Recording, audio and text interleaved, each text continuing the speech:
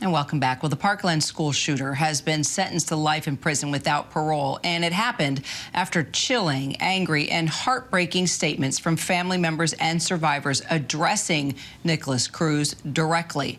Fred Guttenberg, the father of the Parkland victim, Jamie Guttenberg, was one of those family members, and he spoke to our Diane Macedo earlier today. Fred, thank you for being here. I know it's a tough day.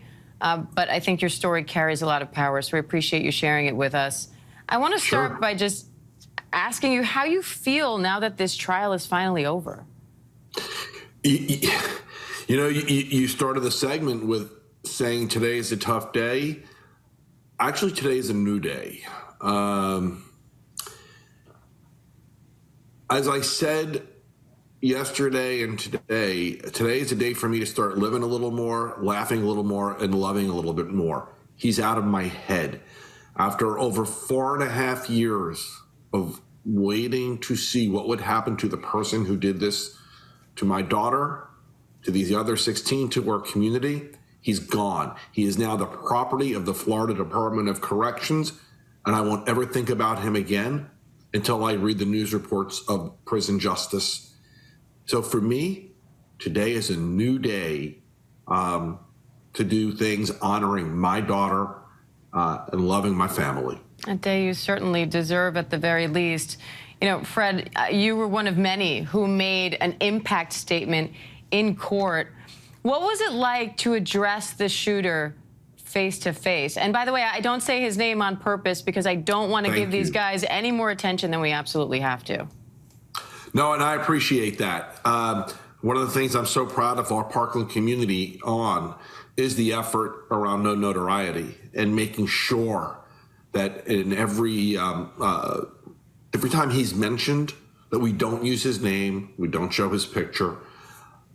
Yesterday, seeing him and addressing him for the final time was surreal. And there was an amazing moment where my wife said to him, she's tired of him hiding behind his mask.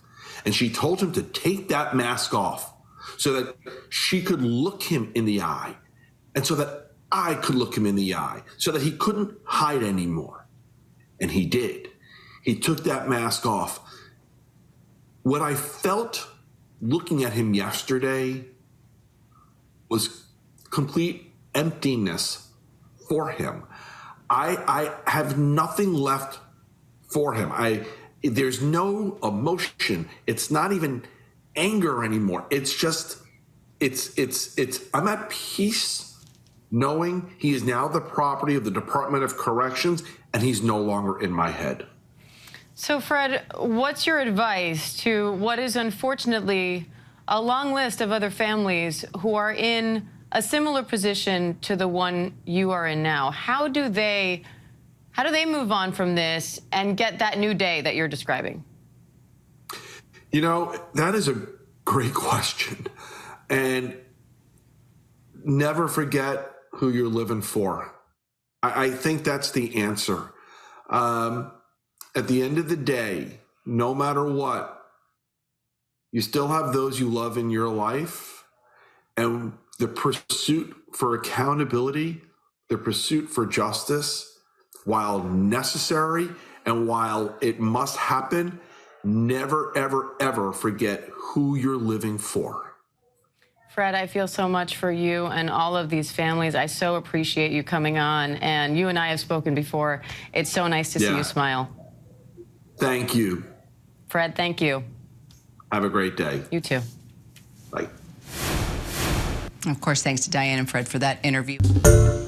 Hi, everyone. George Stephanopoulos here. Thanks for checking out the ABC News YouTube channel. If you'd like to get more videos, show highlights, and watch live event coverage, click on the right over here to subscribe to our channel. And don't forget to download the ABC News app for breaking news alerts. Thanks for watching.